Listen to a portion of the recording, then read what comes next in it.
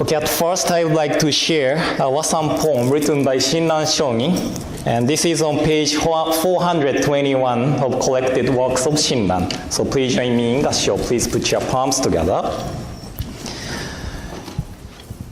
Although I am without shame and self-reproach, and lack a mind of truth and sincerity, because the name is directed by Amida, its virtues fill the 10 quarters. Namo Amida Butsu, Namo Amida Butsu, Namo Amida Butsu, Namanda Butsu, Namanda Butsu. Good morning, everyone, and welcome to today's Gotan-ye service. And Gotan-ye is a service to celebrate the birthday of the founders of Jodo Shinshu, Shinran Shonin. And do you remember which scroll is Shinran Shonin?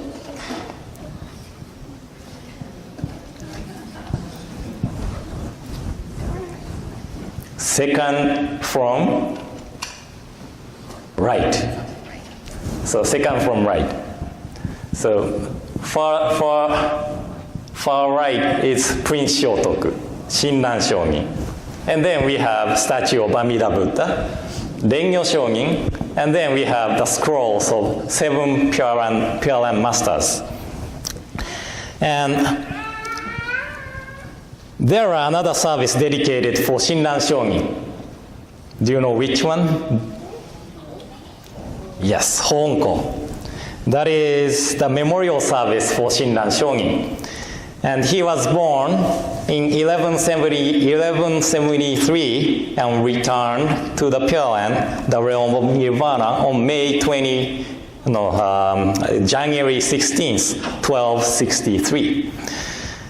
And a few weeks ago, there was a spring festival at Aoi's school, and the kindergartner sang a few songs both in English and Japanese. And I remember when Aoi was about 3 years old, she loved the singing, and she was kept singing the rhymes, row your boat, row your boat. You know the song, row, row, row your boat, gently down the stream. I can pronounce next one well.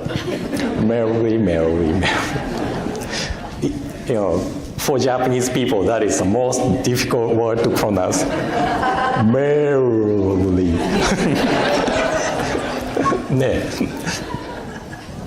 Then the words go on and saying, life is but a dream. Life is but a dream. And I don't think 3 years old children understand the meaning of it, right? So today, we are celebrating the birthday of Shinran Shonin, and I would like to share Shinran Shonin's understanding of human beings as foolish beings, and how we Jodo Shinshu followers should live this life. Should we live this life with thinking as life is but a dream?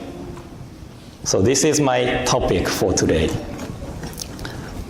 And one of the reverends in Japan, Reverend Nakano, said, we realize that it was a dream when we wake up from a dream. Our lives are the same thing. We realize that we are living in the delusion when we wake up from the delusion. We are not able to realize that through our point of view, but we are able to realize it through the viewpoint of something beyond ourselves. And we usually realize that it was a dream when we wake up from a dream. And it doesn't usually bother me to think about what to talk for Dharma talks every week, but sometimes it takes me so many days, and this week too, it took me so many days to think about what to talk for this special occasion of Gotan-ye. And I think it was Tuesday, I saw a dream. I was invited to a temple as a guest speaker, and the dream started from Sunday morning at the temple. But I had no Dharma talk ready. So I was really in panic and thinking, oh, what should I do? And I can think and talk at the same time if it is Japanese Dharma talk, but I have to give a Dharma talk in English. So in the dream, I was wishing if I were more fluent in English. Then I was called up to speak, but luckily I woke up before giving Dharma message. So I didn't have to embarrass myself, and I felt really, really relieved. And as we realized that it was a dream, when we wake up from a dream, we realize that we are in the delusion when we wake up from delusion. And the way to wake up from the delusion and realize our true selves is what Buddhism is trying to teach. Then, what is delusion in Buddhism? What is delusion in Buddhism? And delusion is a mind to think as, I am always right, and relying on our self-centered mind. As I often say, our perceptions, ways of thinking, is based on our own experiences. So if we are relying on our self-centered mind, then we are just like a frog in the well. I used this example before. Frog in the well. And we only know about our own world, but we act as if we are right in any ways, and as if we know many things. That is called delusion. And the delusion comes from our ignorance. And I might have shared with you before, but ignorance in kanji characters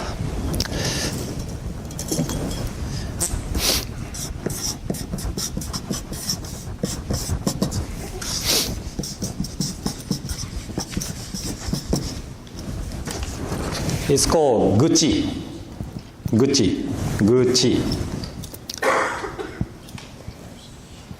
And gu means foolish. Sometimes people misunderstand that.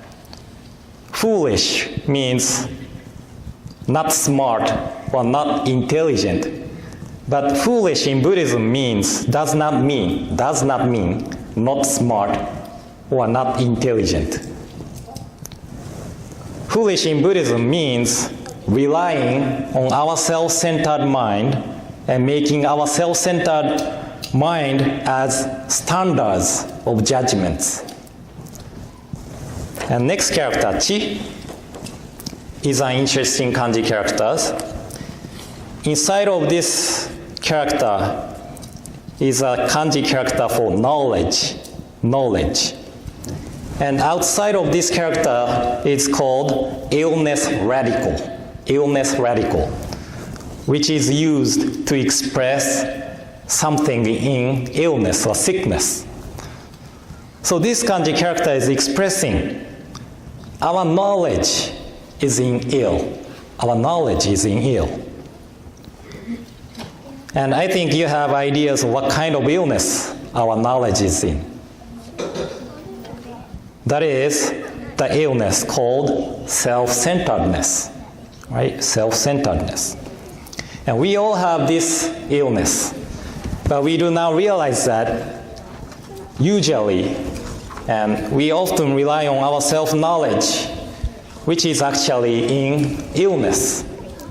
So in this sense, Shinran Shongin is calling himself and ourselves as foolish beings. And in one of the Buddhist scriptures, there's a story of a rich man who wanted to build a new house. I shared this story with Dharma school students before, but a rich man, he wanted to build a new house which is higher than any other houses. So he asked an architect to build a house which is higher than any other houses. The architect started from foundation work, built first floor, second floor, maybe third floor, and so on. Maybe it looks like this. I'm not good at drawing, okay? And one day, the rich man came to see the construction ground, and as soon as he saw the house, he started to get angry. And he told the architect, "Hey, what are you doing? That is not the house I wanted. I want the house higher than any other houses. But this is just an ordinary house." So he drew his plan and asked the architect to build a house like this.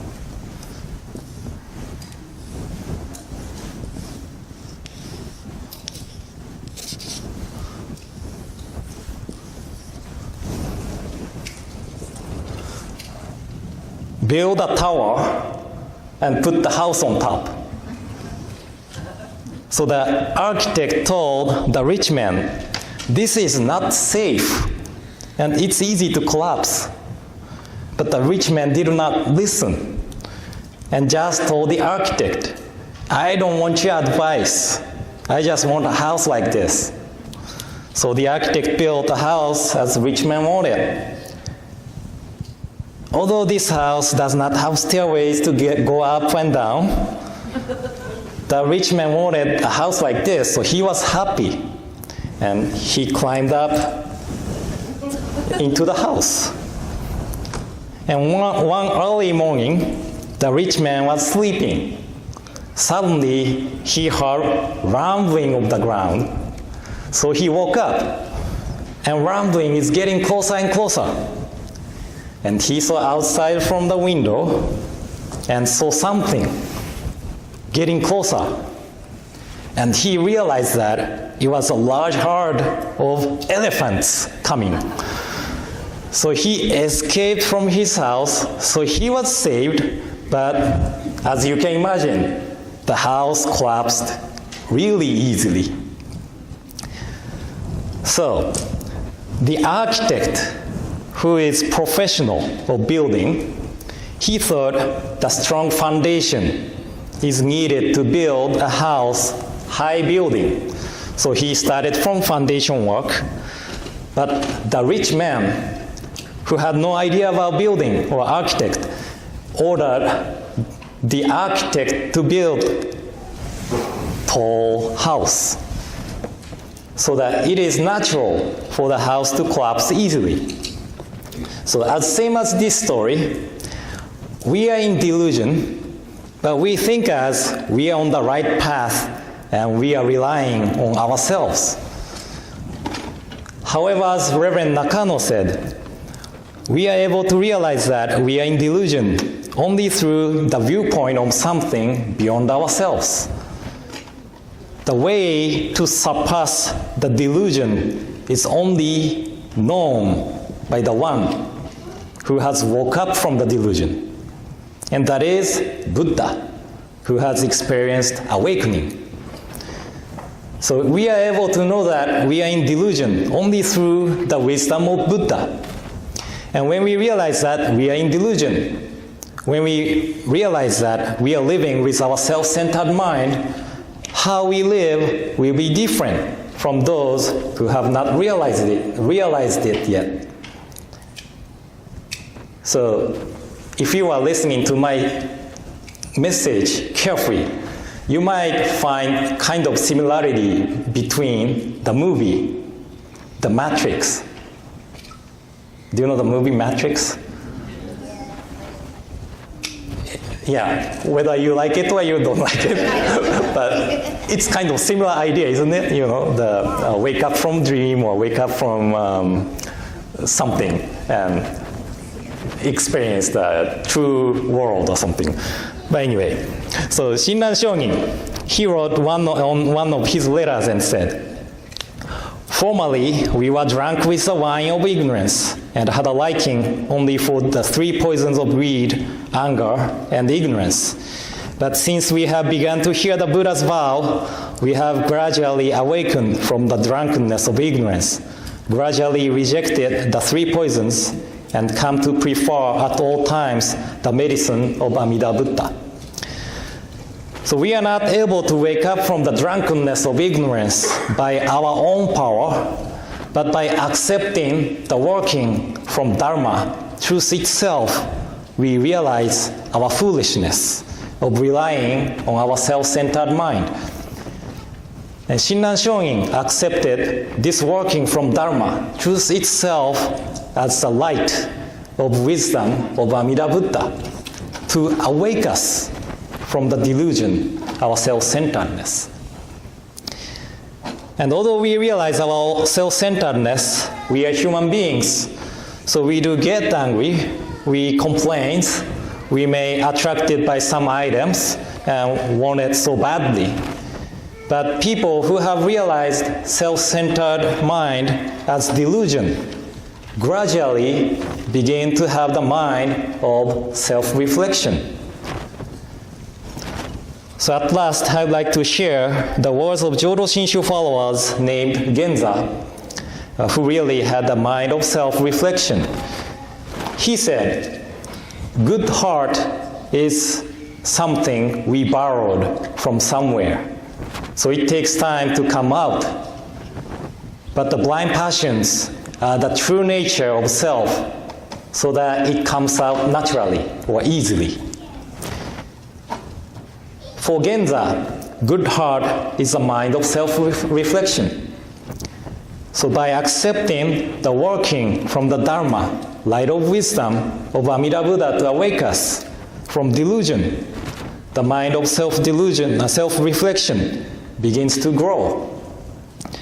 So that is why we, Jodo Shinshu, emphasizes the importance of listening to the Dharma. So by listening to the Dharma, we humbly reconsider our conducts and try to live away from our self-centeredness. So Shinran Shonin, he understood ourselves as foolish beings, which means we all have self-centered mind. But those who have begun to listen to the Dharma gradually begin to have the mind of self-reflection. So these people humbly reconsider their conducts and try to live away from their self-centeredness. So on this occasion of Gotan-ye, the birthday of Shinran Shonin, I hope we had a chance to reconsider our daily conducts through reciting Nembutsu, Namo Amida Butsu. So thank you very much for coming today. And in closing, please join me in Gassho. Although I am without shame and self-reproach and lack a mind of truth and sincerity, because the name is directed by Amida, its virtues fill the 10 quarters.